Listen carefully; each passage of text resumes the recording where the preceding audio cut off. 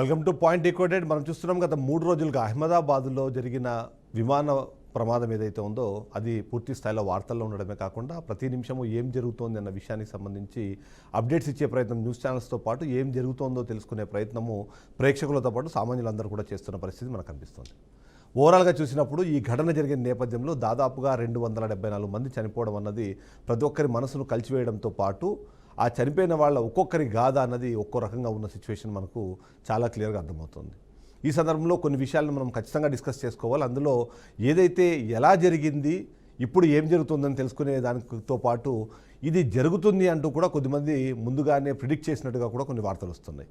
అందులో ముఖ్యంగా ఒక మహిళా జ్యోతిష్కరాలు శర్మిష్ఠా దాస్ అనే ఒక మహిళా జ్యోతిష్కరాలు దీనికి సంబంధించి ముందుగానే ట్వీట్ చేయడం అన్నది ఒకంత ఆశ్చర్యానికి కొద్దిగా డిస్కషన్ పాయింట్గా మారిన నేపథ్యం మనం చూస్తున్నాం. ఆమె ఎక్స్ హ్యాండిల్ ఉంటుంది. ఆ ఎక్స్ హ్యాండిల్లో ఆస్ట్రో శర్మిష్ఠా అనే ఒక ఎక్స్ హ్యాండిల్ ఏదైతే ఉందో దాని ద్వారా ఆమె దీనికి సంబంధించిన విషయాన్ని ముందుగానే చెప్పే ప్రయత్నం చేసింది అన్నది మనకు అర్థమవుతుంది.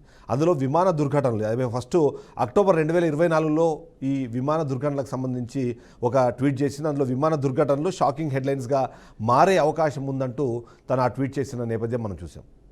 అంతేకాకుండా ఆ తర్వాత కూడా డిసెంబర్ 29, 2024 మరో ట్వీట్ ఆమె చేసింది. అందులో దాని ప్రకారం కూడా విమాన రంగం 2025లో మెరుగుపడుతుంది, కానీ భద్రత అలాగే రక్షణలో లోపాలు ఉంటాయంటూ తను ఒక మాట మాట్లాడిన పరిస్థితి మనకు అనిపించింది. ఇక ఇదే సందర్భంలో జూన్ 5, 2025 అంటే ఘటన జరగడానికి కేవలం 1 వీక్ ముందు, వారం ముందు కూడా ఆమె విమాన దుర్ఘటనలు మరియు విమాన రంగంలో విధ్వంసం జరగబోతోంది అంటూ ఆమె హెచ్చరించిన పరిస్థితుల్లో ఆ తర్వాత ఈ ఎయిర్ ఇండియా ఫ్లైట్కి సంబంధించిన యాక్సిడెంట్ ఏదైతే జరిగిందో అప్పుడు కొద్దిగా ఇంట్రెస్ట్ అయితే క్రియేట్ అయిన పరిస్థితి కనిపిస్తుంది. దానికి సంబంధించి ఆ ఘటన జరగడము, దాంట్లో 241 మంది చనిపోవడం అన్నది మనం చూసాం.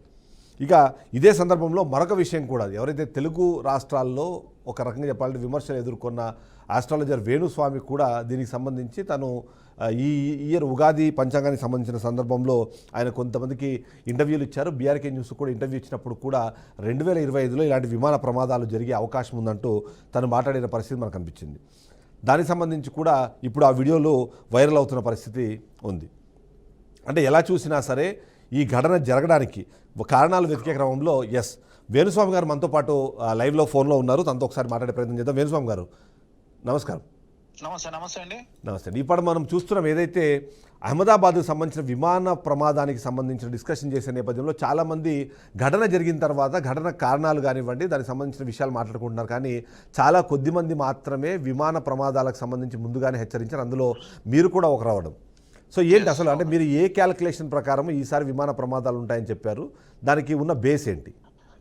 సో ఈ సంవత్సరము విశ్వావసనామ సంవత్సరానికి సంబంధించి మనకు ఏదైతే మార్చి 30 ఉగాది నాడు ప్రారంభమైందో దానికి ఆ ప్రారంభమైనటువంటి ఉగాది మనకు షష్టగ్రహ కూటమి మీనరాశిలో ప్రారంభం కావడం జరిగింది.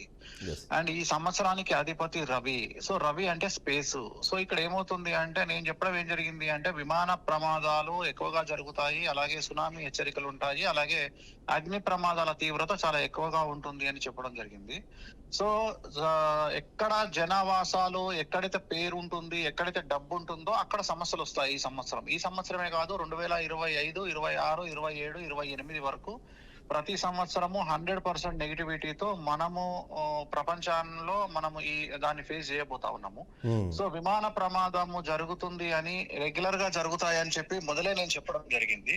సో దాన్ని బేస్ చేసుకొని అంటే షష్టగ్రహ కూటమి, అలాగే ఈ సంవత్సరం యొక్క అధిపతి రాజు అంటాం మనము, ఆయన నవనాయకుల పొలంలో రాజు రవి కాబట్టి ఈ సంవత్సరం ఇలాంటి పరిస్థితులు ఏర్పడబోతున్నాయని ముందే చెప్పడం జరిగింది. జనరల్ గా చాలా మంది పాజిటివ్ గా చెప్తారు, బట్ నేను నెగిటివ్ గా చెప్పినప్పుడు ఏంటంటే ఇంత నెగిటివ్ గా ఉంటుంది, వేణుస్వామి అందరినీ భయపెడతాడు, చాలా నెగిటివ్ మాట్లాడతాడు అంటారు. బట్ చూడండి 3 నెలలు కూడా 70 రోజులు అయ్యింది ఇప్పటికి.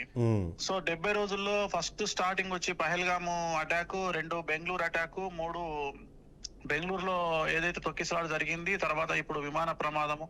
సో ఇవి కంటిన్యూగా జరుగుతూనే ఉంటాయి. డే బై డే మనకు వాటి తీవ్రత చాలా ఎక్కువగా ఉంటుంది. సో నా సజెషన్ ఏంటంటే సాధ్యమైనంత వరకు కంపల్సరీ అయితే కనుక ప్రయాణం చేయండి, లేదంటే సాధ్యమైనంత వరకు ఎక్కువ జనసాంద్రత ఉన్నటువంటి ప్రదేశాల్లో అవాయిడ్ చేయడానికి ప్రయత్నం చేయండి. అలాగే ఎంత ప్రయాణాలు అవాయిడ్ చేసుకుంటే అంత మంచిది ఈ సంవత్సరం. సో మీరు అన్నట్టుగా మరొక కీలకమైన అంశము యుద్ధాలకు సంబంధించి కూడా మీరు మాట్లాడారు గతంలో. సో అది కూడా ఈసారి యుద్ధాలు అంటే ఇప్పుడు కంటిన్యూస్గా ఇప్పుడు మనం పహల్గామ్ ఇన్సిడెంట్ తర్వాత భారత్ పాకిస్తాన్ మధ్యలో ఉద్రిక్త వాతావరణము, వాటిలో కూడా విమాన ప్రమాదాలను మనకు కనిపిస్తున్నాయి. సో వీటన్నింటినీ మీరు ఎలా ఊహించగలిగారు ముందుగానే?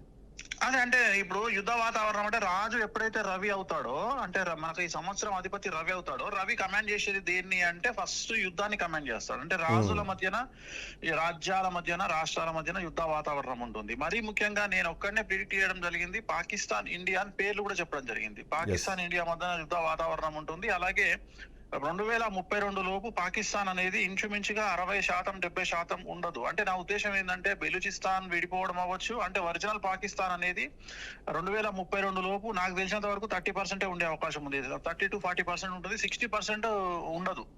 సో అది యుద్ధంలో మనము పిఓకే మనము ఆ స్వాధీనం కూడా చేసుకోవచ్చు. ఎందుకంటే రాబోయేటువంటి కాలంలో ఈ సంవత్సరము గురువు అతిచారంలోకి వెళ్తా ఉన్నాడు. సెప్టెంబర్ లో గురువు అతిచారంలోకి వెళ్తా ఉన్నాడు. గత 1000 సంవత్సరాల నుండి ఎప్పుడూ లేనటువంటి గురువు అతిచారంలోకి వెళ్ళడం. అంటే జనరల్ గా గురువు ఎప్పుడు ఒక గ్రహంలోనే ఒక రాశిలోనే ఉంటాడు తప్ప వేరే రాశిలోకి గురువు సంవత్సరం తర్వాతే వెళ్తాడు. సో గురువు మారినప్పుడల్లా మనకు ఇవి పుష్కరాలు వస్తాయి.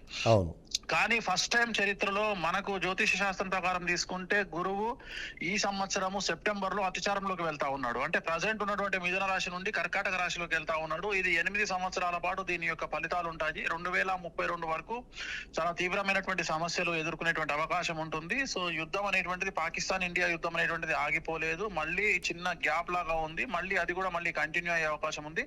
సో ఇతర దేశాల్లో కూడా యుద్ధ వాతావరణం అంటూ ఏర్పడేటువంటి అవకాశం ఉంది. సో వీటన్నిటిని మనం కంపేర్ చేయడానికి కారణం ఏంటి అంటే షష్టగ్రహ కూటమి ఎప్పుడు వచ్చినా సో దాని యొక్క తీవ్రత చాలా ఎక్కువగా ఉంటుంది. 2019 డిసెంబర్ లో ఏర్పడినటువంటి షష్టగ్రహ కూటమి తర్వాత ప్రపంచాన్ని మొత్తాన్ని కలిపి ఒకే ఒక్కటి కరోనా బాధించింది.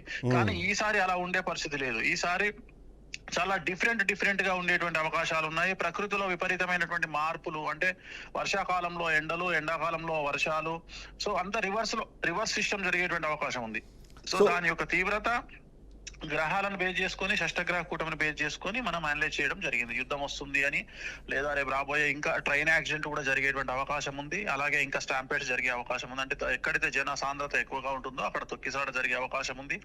అది భక్తి ప్లేస్ అని లేదు, ఒక స్పోర్ట్స్ ప్లేస్ అని లేదు, ఎక్కడైనా సరే జరిగే అవకాశం ఉంటుంది.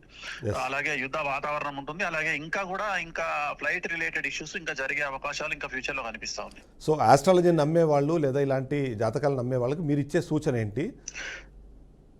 సాధ్యమైనంత వరకు అంటే జనరల్ గా ఇప్పుడు మనల్ని ఉదాహరణ ఇప్పుడు మీరు ఉన్నారు, ఇవాళ మీరు మాతో మాట్లాడుతున్నారు, చాలా సంతోషం. ఎందుకంటే ఎంకరేజ్ అన్నది ఇప్పుడు చెప్పింది ఒకటి జరగనప్పుడు ఎంత విమర్శిస్తారో, చెప్పింది జరిగినప్పుడు కూడా మమ్మల్ని ఎంకరేజ్ చేసే వాళ్ళు ఉంటే మేము కూడా ఇంకొన్ని ముందుకు తీసుకెళ్లే అవకాశం ఉంటుంది, చెప్పే అవకాశం ఉంటుంది. సో చాలా సంతోషం. ఇప్పుడు మీరు అడుగుతున్నారంటే చాలా గొప్ప విషయం. ఇప్పుడు చాలా మంది నేను చూస్తున్నాను, నిన్నటువంటి ఎక్కడెక్కడనో ఎవరెవరో పలా నార్త్ ఇండియా వాళ్ళు పెట్టారు, ఎక్కడెక్కడనో పెట్టారు అని చెప్తున్నారు. కానీ వేణుస్వామి వీడియో రూపంలో పెడితే ఎవరికి కనిపించలే. ఇప్పుడు మీకు కనిపించింది, బట్ వేరే వాళ్ళకి కనిపించలేదు. సో దీన్ని నేను అదే చెప్తున్నా. నేను ఏమంటున్నానంటే జ్యోతిష శాస్త్ర రీత్యా చెప్పాల్సినటువంటి ఒకటే, సాధ్యమైనంత వరకు జనావాసాలు సాంద్రత ఎక్కువగా ఉన్నటువంటి ప్రదేశాలను అవాయిడ్ చేయండి. సాధ్యమైనంత వరకు ఇంపార్టెంట్ అయితే తప్ప ప్రయాణాలు చేయకండి. అది రైలు ప్రయాణం కావచ్చు, లేదా వాహన ప్రయాణం కావచ్చు, అలాగే విమాన ప్రయాణం కావచ్చు. మరీ ముఖ్యంగా రాత్రిపూట ప్రయాణాలను వాయిదా వేసుకోండి, సొంత వాహనాల్లో వెహికల్స్. సో ఇది నేను జనాలకు చెప్పేటువంటి instructions. Right. Thank you very much Venu Swamy గారు, మీరు విశ్లేషణ అందించినందుకు.